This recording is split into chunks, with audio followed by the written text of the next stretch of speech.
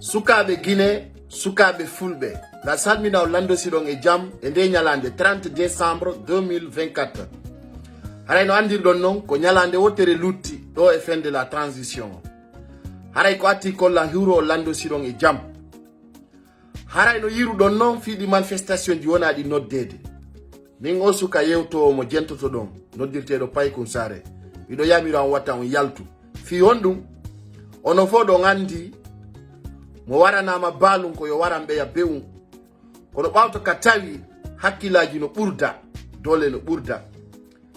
be wonde pirande be fi yo laamo kambe tigi be huli argol tawtaw ko ben do huli kon onon kay wata on susudum sabuna be wi pular mo lotani ma bawngo lotan hore ma redu ndum en fait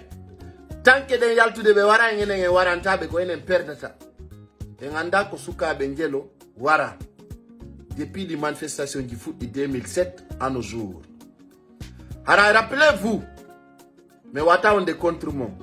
quand me yidata ka dio nange ware don. Hay nanga don soka don, ko yalta ta kon kali uba fe undi don hande. O yali uba depuis onanga, ay goto memina kika wana asasjo, wana amado wana pai ko wana commerçanjo. C'est nabi ka woi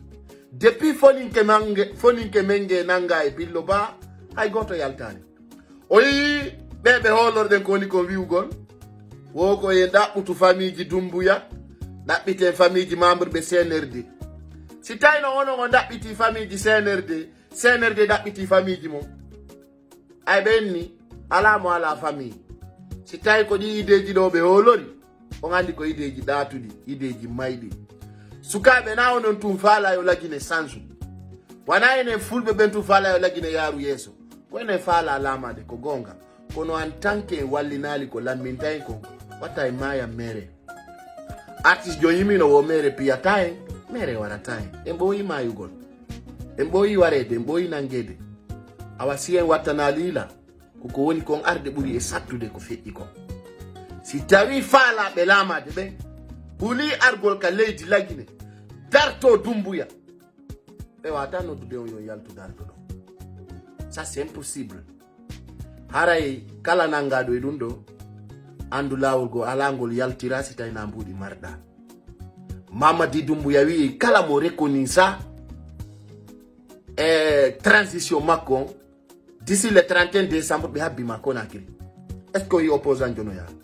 O y influenceur jono ya? O y mo société civile no ya? Na fonu jodi ka jananiri no wolde. Ono ka jode ka mon hedo do. Tuma be fala yo sanzo kambe tigi artakatere wiya me ngari are tawtombe tanke o yali men taw yaltu nani onani o maya mi buyande ben ko ministre be yala ndar de ko no wonande no be ala landa day ko ay sino hay fani be ala ndar day ko no wurir do buyande o maya ni be noma ka gouvernement CNRD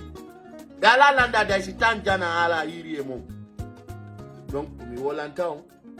tanke wonali pre watan yaltu de aina ene toni lagine si tay manifestation wada e wadu ka autoruta ka parlement médecin koto Mamadi Dumbuya woni donc ta goto no do hay goto yaltugal parce que on tigi do marno espoir ngeno 31 décembre tawata Mamadi Dumbuya be wiye ngaccu kala ene kadi accen kala wonen don hejen hare ko dum burata en nafude burata en wallude ibe jodi meden jodi gamele na yo yaltuto hay landi do men hari me yamen tawtam c'est ça la question famine Fendo Ousmane Sonko fala no lama gol kanko tigi ari Sénégal do jodi do noddi kala suka activiste jo ini arta utala wona takon même protéger wade golle de ensemble tanke du wadani eje kamo kano ronkata maygol ronkata so kede nini meden piru de fi 500 jeunes sokabe ka maison centrale na kitire fi acte di politique en no abandonado combat no continue be ala ka leji lagine dum no gasa Mamadi Dumbuya ine be artu ka leji stay holy ko be on ko holy il non ka revenir ça non jon be ni be yata ono won be tombe on yi des ans à la manifestation hisa des ans disposition di jetta illa beka e capital ko na kringa be wara en pour rien du tout para en hebata ko fala den ko jama dadata donc dum donc ko stop dès maintenant jama on wona soude ko na kri jodo habbo le temps est le meilleur. Le temps est le meilleur. Mais yaltini do kay diri fena nderi. o militaire be radiaɓe ka armé faala tawtude yimɓe mi anda homɓe fenande kaydiri fenanderi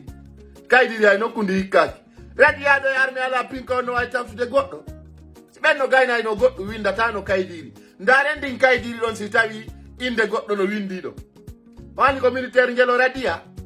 ɓe radiaɓe on to waɗa iɗon andi fi maɓɓe c'est à dire taw jaɓɓe fenana on nan ta goto fenan on 2025 ɗo ko gonga tun haaleten na ko welata yimɓe ɓen kon ça fait longtemps ils sont en train de sacrifier les jeunes peuls ça c'est terminé à partir de maintenant on se va pour de bonnes raisons